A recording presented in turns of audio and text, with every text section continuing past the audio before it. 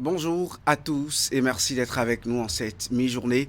Dans les titres de l'actualité sur Canal 3 Bénin, toujours pas de grands changements à la frontière Bénin-Nigeria à Semekrake. Le réchauffement des relations diplomatiques entre les deux pays ne se matérialise pas encore en ces lieux réputés pour la densité des échanges commerciaux transfrontaliers qui s'y mènent. Les usagers parlent d'une persistance de la situation de fermeture des frontières du voisin de l'Est adoptée depuis 2019. Le constat est à suivre en ouverture.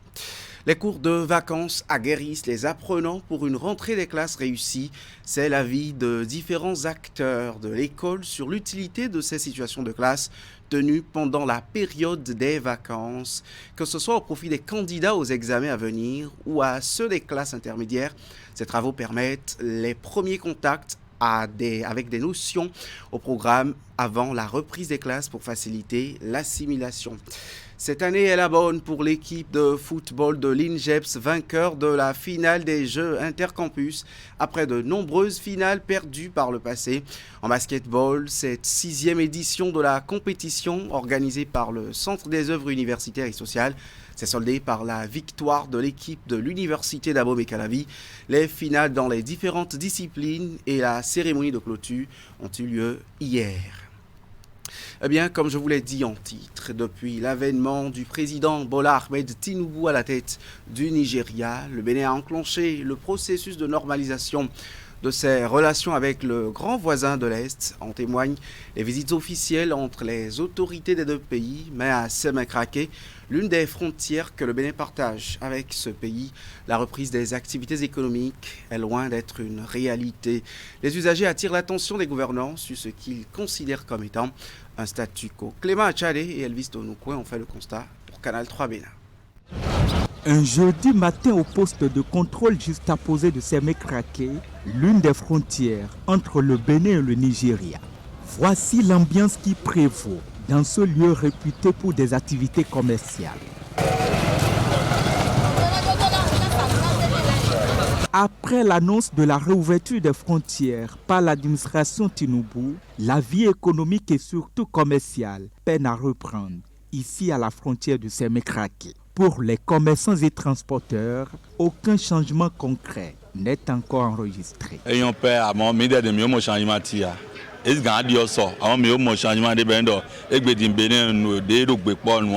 Sincèrement, on ne peut pas vous dire que quelque chose a changé. Absolument rien. Au contraire, depuis l'arrivée de Tinubu, l'essence est devenue chère.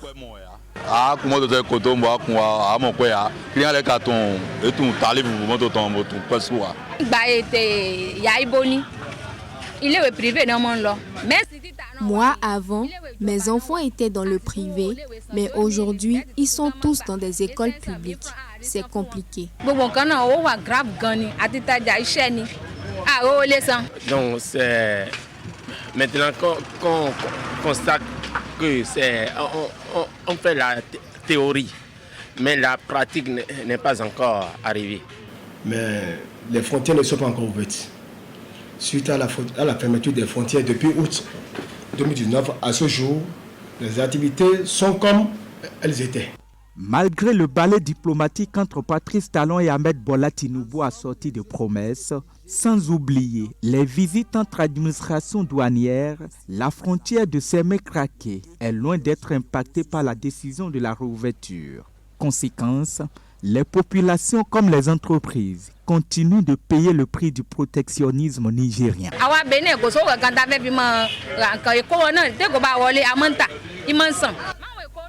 Nous ne faisons plus de bénéfices. Nous souffrons seulement dans le commerce. C'est très dur. Les camions et nos marchandises ne passent pas. Depuis 4 ans, cette situation existait où il n'y a plus de recettes. Mais on est là à espérer toujours. Parce que l'économie, au niveau de la recette, on dit qu'il y a le partenariat. Bon, éventuellement, le partenariat existe.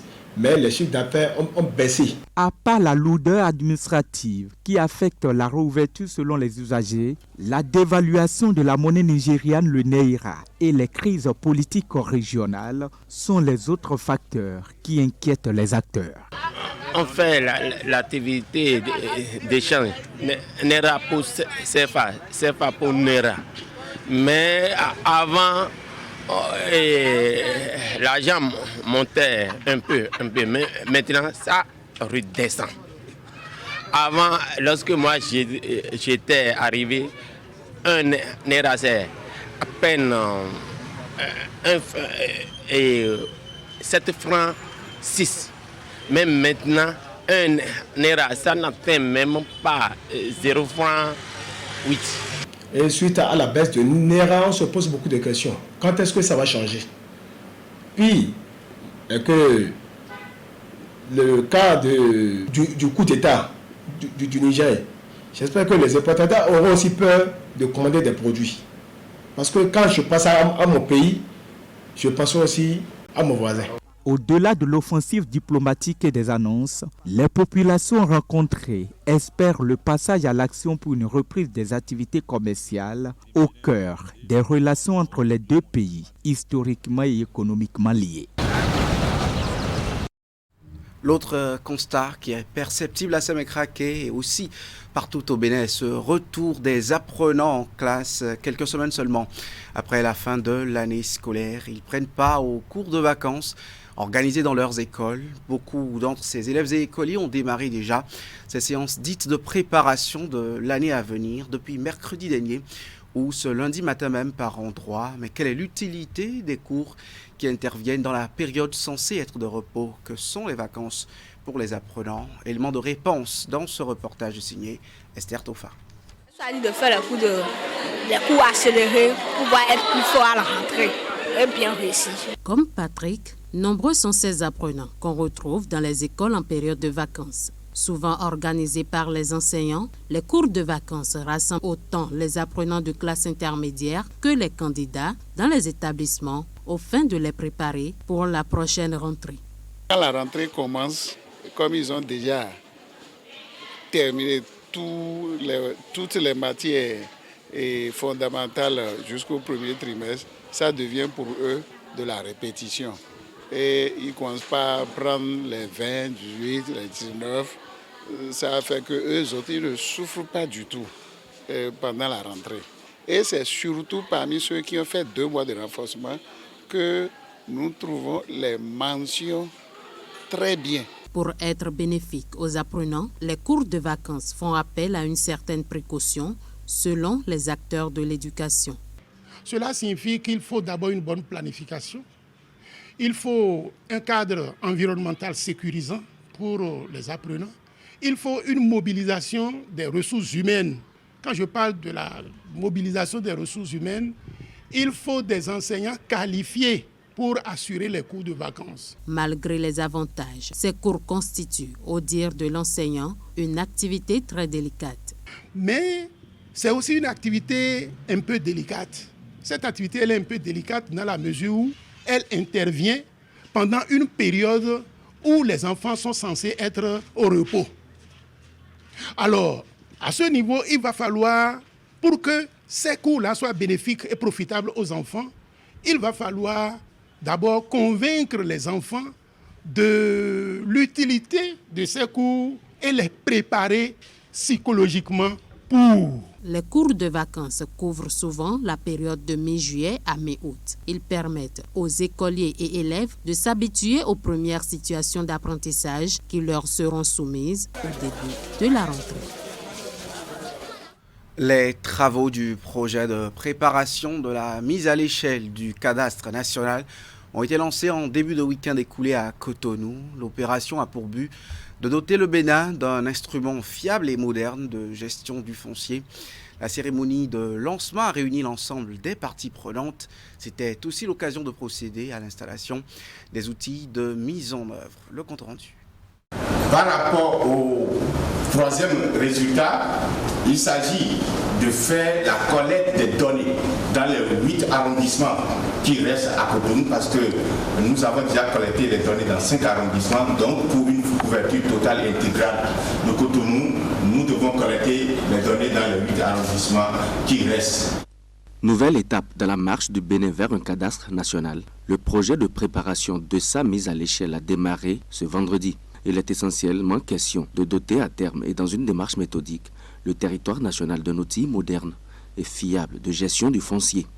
Aujourd'hui, nous sommes donc réunis pour le lancement du projet de préparation de la mise à l'échelle du cadastre national qui se chargera sur 18 mois de créer les conditions favorables pour une montée en échelle du cadastre national, toujours avec le concours de l'ambassade des Pays-Bas. Nous procédons au lancement d'une phase préparatoire pour la mise à l'échelle, c'est-à-dire que nous puissions aller à la généralisation du cadastre sur l'ensemble du territoire national. Mais pour ce faire, en raison de l'intérêt de l'enjeu stratégique de Cotonou, il est retenu de couvrir Cotonou intégralement. Donc tous les autres arrondissements de Cotonou vont être couverts. Et en quoi cela consiste? Il s'agira de passer de maison à maison pour recenser les personnes ainsi que les actes dont disposent ces personnes pour constituer ou confronter à la base dont nous disposons afin d'avoir une base de données fiable sur l'ensemble du territoire de Cotonou.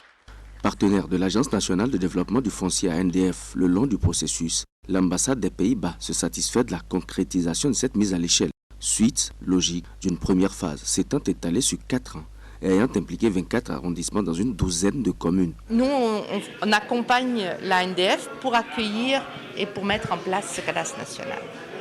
Et pour moi, le cadastre est essentiel dans le cadre de la résolution des conflits ou de la prévention des conflits, parce que si deux voisins s'entendent sur où est la limite, après il n'y a plus de conflit.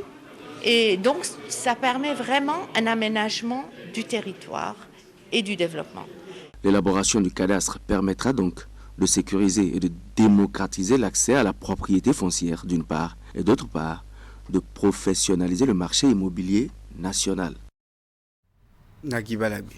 Sachez aussi que le Fonds des Nations Unies pour l'enfance UNICEF et le ministère de la Santé ont accompagné les jeunes de la commune de Boïcon dans la réalisation d'une série télévisée. L'œuvre cinématographique intitulée Ignorance a été réalisée dans la zone sanitaire Zobodoma, Boïcon-Zapota. Elle traite des préoccupations de la jeunesse, notamment la question de la santé sexuelle et reproductive. La projection en avant-première de la série a eu lieu ce week-end à Sema City à Cotonou. Voici pour vous le point de la soirée. Cette série télévisée en projection parle de 3 amies, des élèves adolescentes qui sont trahies par leur ignorance des questions de la santé sexuelle et reproductive.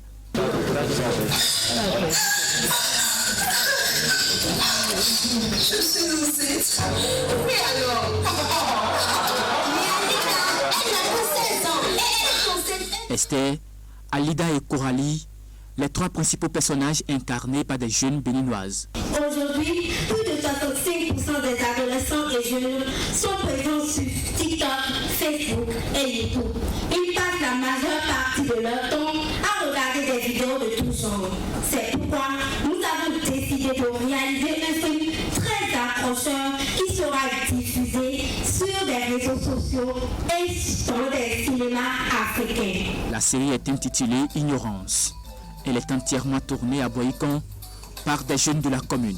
Le but est d'apporter une réponse aux mots qui détournent les jeunes de leur localité de leurs objectifs. Entre autres, la mauvaise camaraderie et le manque d'informations. Si nous voulons avoir un impact, il est important pour nous de nous assurer que les adolescents soient au cœur des réflexions autour de la santé reproductive et sexuelle et celle des adolescentes en particulier. En effet, hélas, beaucoup de jeunes filles ne connaissent pas leur cycle menstruel ou faute d'accès à l'information ou par peur des tabous et de la pression sociale, elles se retrouvent dans des situations où elles finissent par mettre non seulement leur éducation, mais aussi leur vie en péril. Ignorance est une série de 10 épisodes de 10 minutes. C'est un produit du programme Upshift du Fonds des Nations Unies pour l'enfance en collaboration avec le ministère de la Santé à travers la zone sanitaire Zobodomain, Boïkan et Zakota. Nous avons donc plus de 100 adolescents et adolescentes qui ont pris part à ces efforts l'année dernière et ils ont dû compétir devant un jury afin de présenter leurs solutions. Parmi ces solutions se trouvent donc celles de 7 adolescents, dont 5 filles et 2 garçons, qui sont présents avec nous aujourd'hui et que nous allons vous présenter tout à l'heure. Au début, la solution qu'ils avaient proposée n'était que de 3 épisodes et nous allons visualiser ces 3 épisodes tout à l'heure.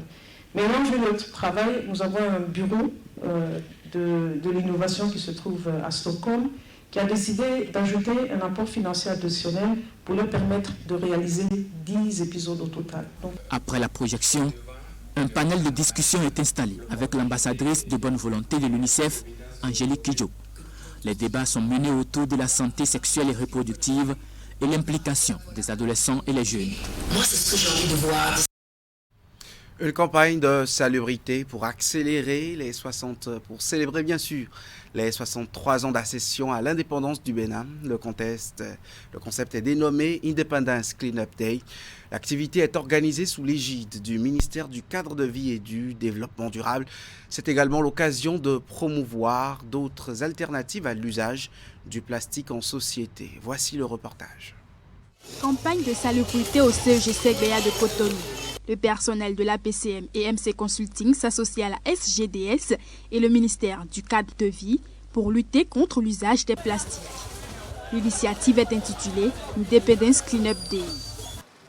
Vraiment, c'est un dépotoir d'ordures un peu partout dans cet établissement et votre équipe fait bien de venir ici nous aider.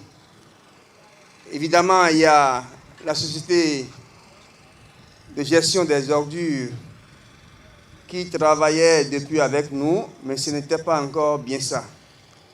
Aux populations du 3e arrondissement, que nous devons aussi accompagner ces activités.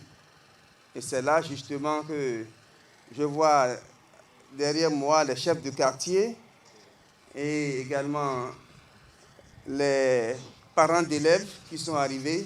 Sur le terrain, le ministre José Tonato lui-même pour accompagner les organisateurs. L'autorité leur apporte son soutien matériel puisqu'à l'évidence, le projet va contribuer à améliorer le cadre de vie des populations et surtout celui des apprenants du CEG Segbeya. Chers élèves du CEG Segbeya, chers parents d'élèves, je salue également le corps enseignant et mes amis de la société de gestion des déchets de la salubrité. Entretenir l'investissement, c'est conférer la durabilité et la résilience à nos infrastructures. C'est très important. Et par rapport aux sachets plastiques, j'ai un message. Nous n'allons pas seulement nous contenter de nettoyer, de ramasser. Nous allons réduire progressivement, voire arrêter notre utilisation de sachets plastiques. C'est très important. Il faudrait que, à partir d'aujourd'hui, ici, à Segbeya, on dise qu'au sein du CEG, on n'utilisera plus les sachets plastiques. On n'acceptera plus que les vendeurs de Puy Ouattara arrivent ici. Pour moi, c'est important. Il est plus important de réduire notre production de déchets. Il est plus important de la réduire que de gérer, de nettoyer les déchets. En dehors du nettoyage du CEG, plusieurs autres activités sont au programme de l'Independence Cleanup Day, une initiative qui s'inscrit dans le cadre de la célébration du 63e anniversaire de l'indépendance du Bénin. Du Bénin, le ministère du Travail et de la Fonction publique a organisé ce week-end à travers la ville de Cotonou une marche de cœur. Les différents agents du ministère ont participé à la randonnée pédestre pour leur bien-être. Suivez le reportage d'Estelle Kakma.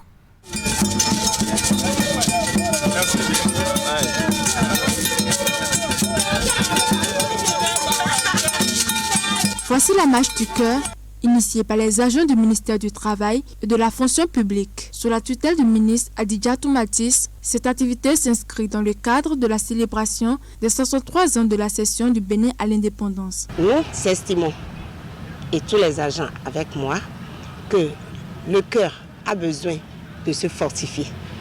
Et un cœur fortifié, un cœur bien portant, c'est une personne bien portante, c'est une nation bien portante. Ce moment de l'indépendance pour faire un cri de cœur à tous les agents de l'État de se mettre dans la fièvre, d'entretenir leur cœur pour être plus présents dans leur service, pour être plus présents dans leur façon de rendre leur service à la nation et en retour de recevoir tout ce qu'il y a comme récompense, la santé. Environ une trentaine d'agents participent à cette initiative. Les marcheurs ont pris départ à la tour administrative destination le rond-point de la plage Vitrosset.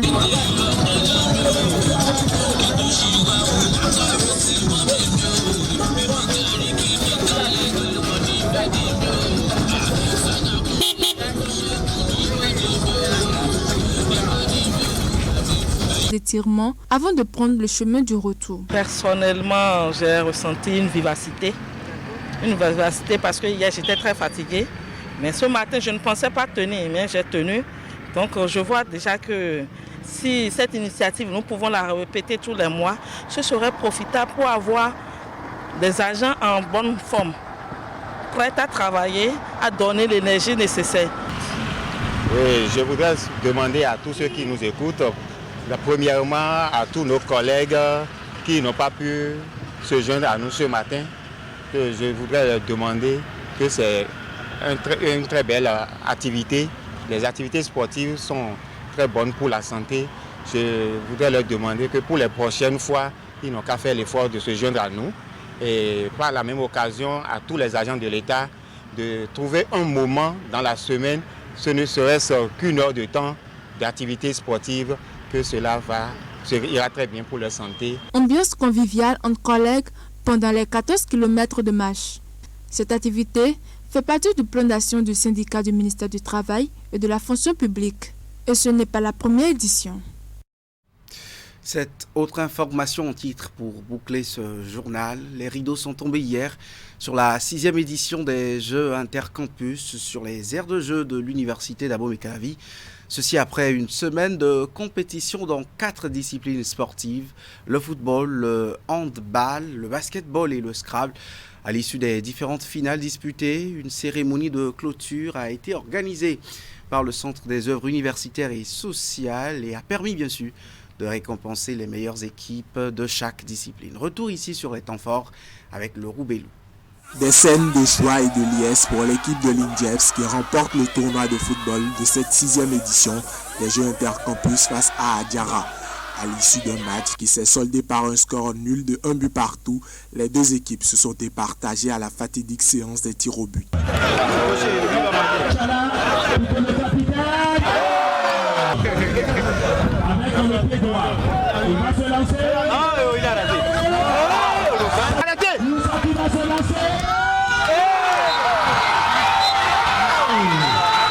À cet exercice d'adresse, c'est l'INJEPS tout d'orange vêtu qui réussit à tirer son épingle du jeu 5 tirs au but à 4. L'équipe de l'INJEPS s'offre ainsi le titre de champion de cette année, un trophée qui leur filait entre les doigts lors des éditions précédentes. Oui, vraiment ça a été vraiment une joie pour moi d'être le capitaine de l'INJEPS cette année et de remporter cette coupe. Vraiment, les années antérieures, on a raté assez de coupes à cause des petits tirs au but, mais cette année, si Dieu nous a encouragés, on a eu la coupe. C'est une grâce pour nous. Pour les finalistes malheureux du jour, il faut relativiser. C'est une défaite qui a le goût d'une victoire, selon les dires du coach d'Adiara, Rachidi Vaudounon. Je ne dirais pas que les gars n'ont pas donné, ils se sont battus à fond. Et honnêtement, du fond du cœur, même quand vous regardez mes expressions faciales, je suis satisfait. Je ne le dis pas par preuve de fainéant et de paresse, mais je suis satisfait parce que ces jeunes, ils sont à leur première expérience. Et étant une première expérience et venir en finale, je pense que si je prends au sérieux ce groupe, j'aurai de meilleurs résultats dans le futur. Invité de marque de cette finale, le maire de la ville d'Abomey-Calavi, Angelo Arondinou, a pu se délecter de moments passionnants de football offerts par les étudiants. Nous avons constaté effectivement que l'université constitue la pépinière, sinon le laboratoire de tout ce que je peux appeler culture et aussi sport. Je suis très fier de revivre encore ces moments que j'ai vécu à l'université il y a longtemps, parce que j'ai aussi pris par ici. Pour le directeur du COUS-AC, l'organisation de cette 6e édition de ces Jeux Intercampus est une réussite. Ces compétitions ont permis de révéler le talent artistique et sportif des étudiants. Pour lui, de plus grands moyens devraient être alloués au sport en milieu universitaire. Nous avons de beaux stades au Bénin. Normalement, le plus beau stade du Bénin doit être à l'université, doit être dans les universités du Bénin. Et au niveau des universités du Bénin, nous devons avoir une piscine olympique. Donc c'est une adresse que je lance au ministre des Sports, que désormais, il faut créer des infrastructures dignes de ce nom sur nos différents campus pour pouvoir permettre la pratique du sport. Au terme d'une semaine de compétition dans 4 disciplines sportives, les meilleures équipes ont été récompensées. C'est tout pour ce 13h au Bénin. Merci de nous avoir suivis.